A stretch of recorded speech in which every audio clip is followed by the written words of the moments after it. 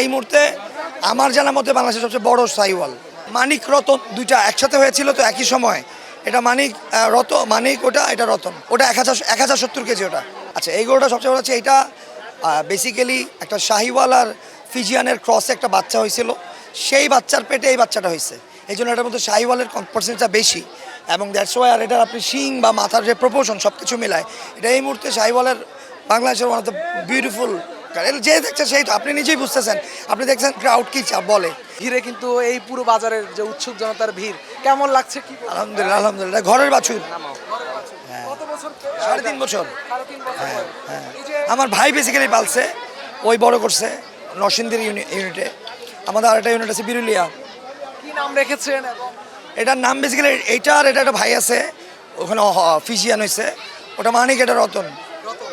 আমি বাজারে ঢোকার আগে থেকে কিন্তু এই রতন নামটি বেশ শুনেছি। এবং এই যে সবার যে আপনার এই গরুটিকে ঘিরে যে আগ্রহটা, জি। সবাই দেখছি ছবি তুলছে। জি। শুধু ছবি তুলছে নাকি দামও বলছে? না, দামও বলছে, দাম হচ্ছে।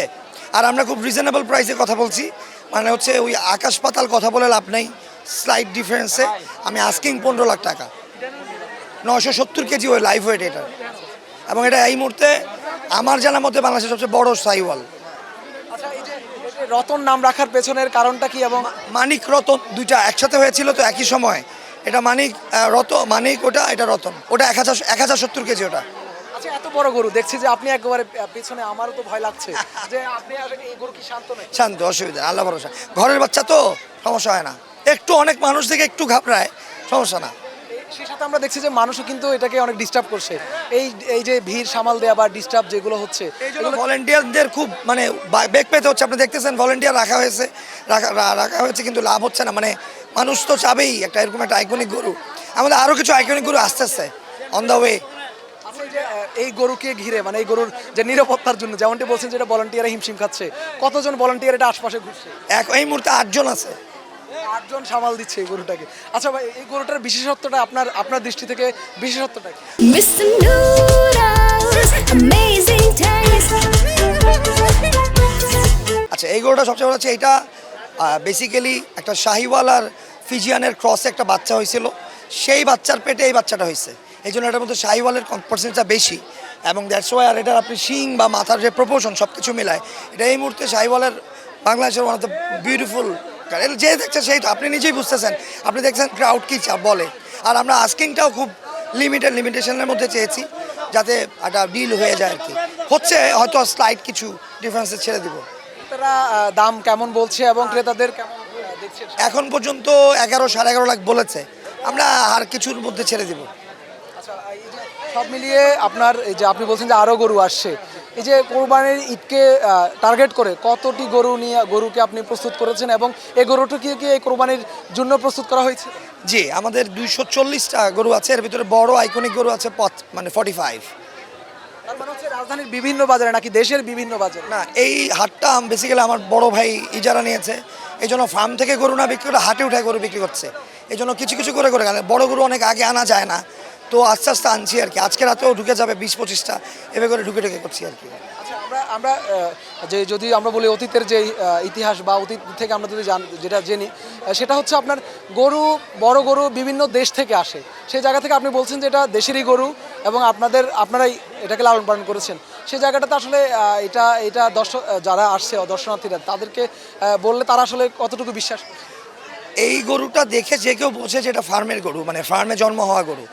আর এটা সবচেয়ে বড় একটা উদাহরণ হচ্ছে বাংলাদেশ যে এই প্রাণী সম্পদে বিপ্লব করছে, আমাদের মতো শিক্ষিত মানুষজন যে এই মানে ফার্মিংয়ে এসছে, এটা যে সুফল, তার সুফল হচ্ছে এরকম একটা গরু। এখন আমাদের মানে ধরেন ঘরে ঘরে আমাদের মানে পরিচিত ভাই ব্রাদার ঘরে ঘরে অনেকের ঘরে ঘরে এরকম গরু হচ্ছে, যেগুলো হয়তো এই বছর, আগামী বছর, তারপরের বছর হবে।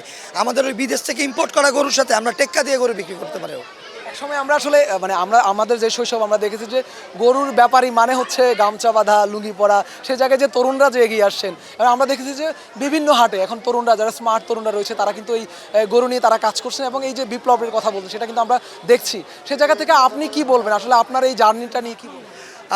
প্রথম দিকে খুব ঝামেলা হতো, সবাই বলতো গরু পালবো। তো এখন ঝামেলা না, আমি পেশাগতভাবে ইন্টেরিয়র এক্সটেরিয়র ডিজাইনার, আমি কনসালটেন্সি করি। তো ওটা মেইনলি ব্রেড অ্যান্ড বাটার, এটা শখ কিন্তু শখের সাথে তো বিজনেসটা রাখতে হয় এবং আল্লাহর মধ্যে আমাদের মতো হাজারো শিক্ষিত ছেলে পেলে এখন এগুলো করছে এবং যেটা আলটিমেটলি বাংলাদেশের ওভারঅল এই সেক্টরটাকে অনেক অনেক আপলিফট করেছে।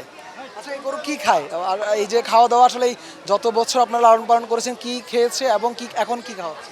আমাদের এই যে দানাদার আছে, নিজেদের বানানো দানাদার খড়, আমাদের শাক মানে ঘাস হয়, ভুট্টা সাইলেজ হয় এই। আচ্ছা, এই গরুর সাথে আপনার দীর্ঘদিনের সম্পর্ক, সেই সম্পর্ক গরু বিক্রির পরে খারাপ লাগা কাজ করবে? ডেফিনেটলি প্রতিটা গরুই তো সন্তানের মতো, অবশ্যই খারাপ লাগে, অবশ্যই খারাপ লাগে সব কিছু। কিন্তু তারপরে হচ্ছে একজনের কুরবানিটা আমরা করে দিচ্ছি, বানাচ্ছি, সে কোরবানিটা দিচ্ছে, এটার একটা ভালো লাগা কাজ করে। আমাদের রেগুলার কাস্টমার আছে যারা গত 5-6 বছর ধরে, আমার 17-18 জন কাস্টমার যারা আজ পর্যন্ত আমাকে চোখেই দেখেনি, আমিও ওনাকে দেখিনি, উনিও আমাকে দেখেনি, কিন্তু আজকে গত 5-6 বছর ধরে নিয়মিত গরু কেনে। তো এই যে একটা বন্ডিং, একটা বিশ্বাস, এটাও বিশাল বড় ব্যাপার। আহত হয়েছে কিনা দর্শনার্থীরা যেভাবে এটা আশপাশে ঘুরছে, কাউকে কাউকে আহত করেছে কিনা? আর না, আলহামদুলিল্লাহ এটা হয়নি, এটা হওয়ার সুযোগ নেই, আলহামদুলিল্লাহ। Thank you.